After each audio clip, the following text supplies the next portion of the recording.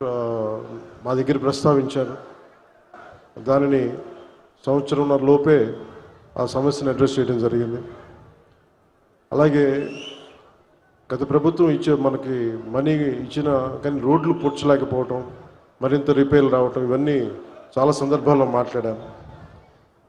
ముఖ్యంగా స్త్రీ శక్తి ఈ ఉచిత బస్ ప్రయాణం ఈ పథకం కింద ఇది ఇచ్చినప్పుడు మొట్టమొదటిసారి క్యాబినెట్లో ప్రవేశపెట్టినప్పుడు ముందుగా ఆలోచించింది మీ ఆటో డ్రైవర్ మీ వృత్తి మీ గురించి ఆలోచించాం. ఫస్ట్ ఏదన్నా ఉచిత బస్సు ప్రయాణం ఇస్తే ఆటోలకు ఇబ్బంది అవుద్ది, వారి ఉపాధికి ఇబ్బంది అవుద్ది, అందరూ బస్సులో వెళ్ళిపోతే మా పరిస్థితి ఏంటని ఖచ్చితంగా అంటారనేది ఆ రోజు క్యాబినెట్లో ప్రస్తావిస్తే గౌరవ ముఖ్యమంత్రి గారు ఒకటే ఇచ్చారు, ఎట్టి పరిస్థితుల్లో కూడా వారిని నిర్లక్ష్యం చేయం, వారికి ఏ సమస్యలు ఉన్నా సరే వారిని ఎలా కాంపెన్సేట్ చేస్తాం దాని మీద కొంచెం సమయం కావాలని మనస్ఫూర్తిగా ఆయన ఆ రోజు చెప్తే మేమందరం బలంగా నమ్మాం.